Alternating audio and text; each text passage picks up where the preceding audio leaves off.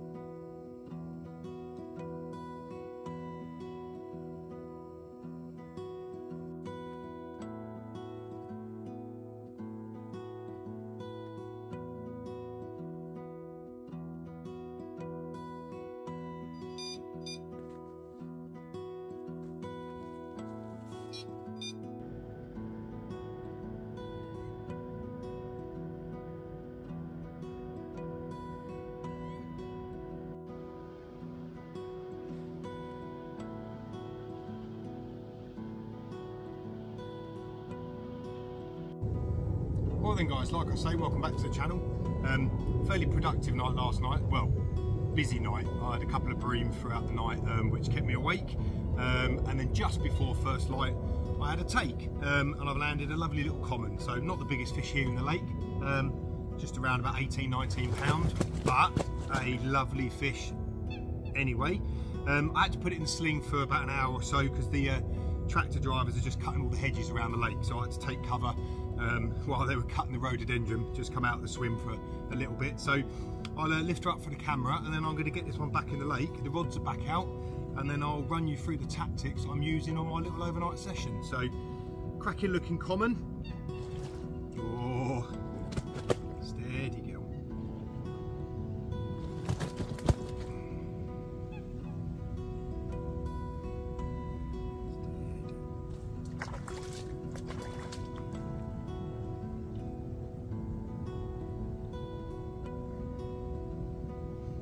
There we are then. Like I say, 18-19 pound, cracking looking common. So I'm going to get this one back in the lake, see if we can't get another one. Come on in, off you go.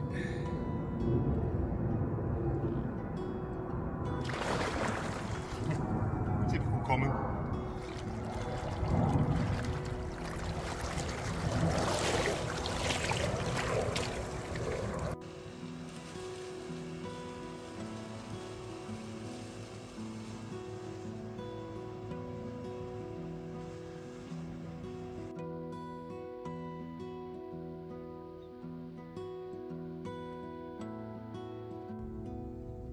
Right then, now I've got myself out of the waders before I melt. The sun is absolutely beating in here. Bit of a difference to yesterday when it pissed down with rain most of the day. So air pressure still nice and low. Like I said, I'm back on one of the syndicate lakes at work, the smaller one of the two, obelisk.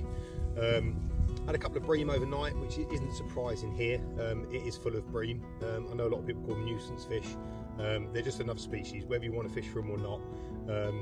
You know, you just got to fish through it. It's the same as fishing for weed and stuff. They're just something you got to get through. So I'll run you through my tactics and what I'm doing. So I bought my trusty Sonic Gravity XT rods. I've had these about 3 years now.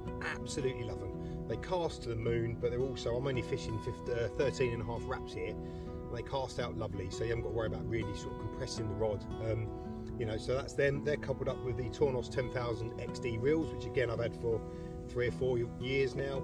The line lays great, got very slow oscillation, so that's my sort of bank setup that I use, and that's my go-to unless I take my extractor rods, which if I could take them everywhere I would, because they're just amazing. That's that. And then bait wise, because of the bream, I like fishing small baits, always have done, and I like fishing wafters and bits and pieces. You go to most lakes now and everybody's fishing a spinner rig or a Ronnie rig, and it works, it clearly works. I try and be different, just for being pedantic more than anything, and it seems to work for me. So I am fishing pretty much the same rig that I was fishing when I was on that day ticket lake the other day down at Thorpe Lee. All I've done is make the hair longer to put bigger baits on, and make the rig slightly longer, because it's very soft in here, and the lead does tend to plug in a little bit. So I've just put the hook link about sort of 8-9 inches long. I'm talking about it, might as well pick it up. So jelly wire from PB, a little sinker there just to keep it pinned down. As I said, you might not be able to see it too well because the sun's in my face. A little kicker there on the eye of the hook, a little bit of silicone just as a blowback to hold the hair onto the bend of the hook, and then that's a size 6 jungle hook from PB, and I just pop the point into what they call the rock from PB, which is a sharpening rubber basically, little product that I had involvement in.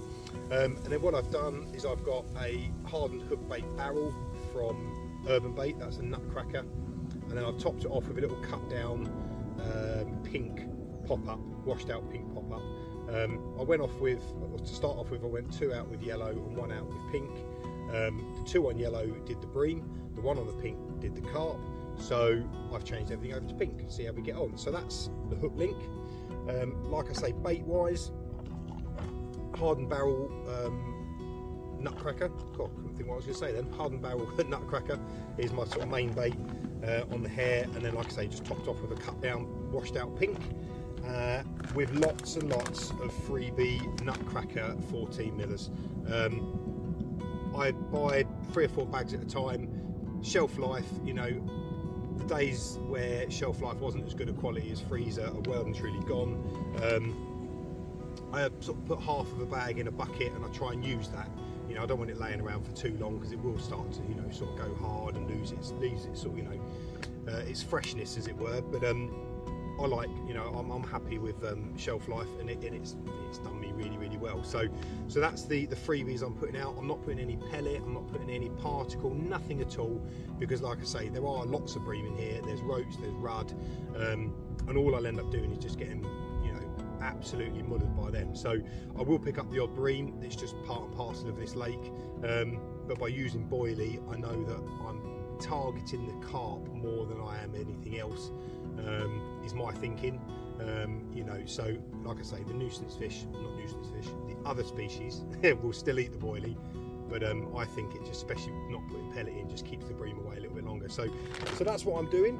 I came down yesterday afternoon, got set up. It was on and off raining, and I really didn't sort of, you know, I just sat back and watched the world go by. I had a bit to eat, lots of cups of tea, and then, like I say, overnight it's been productive. I've had that cracking little common first thing this morning. I've seen a couple of fish show. I've had another bream off of where I saw the carp, one of the carp show. So I've got that one straight back out. And what I'm going to do now is I'm going to cook myself a bit of breakfast. So hopefully that's giving you an insight into how I'm fishing and why I'm fishing and what I'm fishing. Oh, it's got windy all of a sudden. And I'm hoping we might have another one to show you. Fingers crossed. But I've had a common. I'm happy.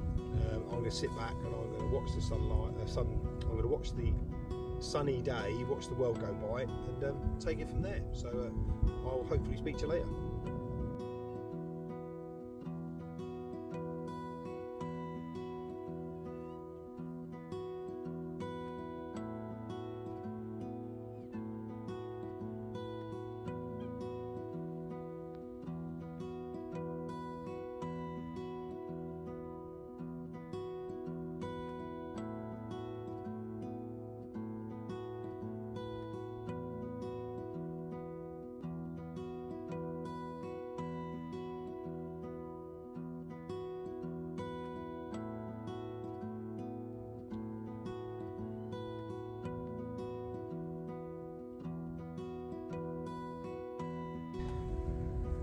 Well, I think that's it for this session.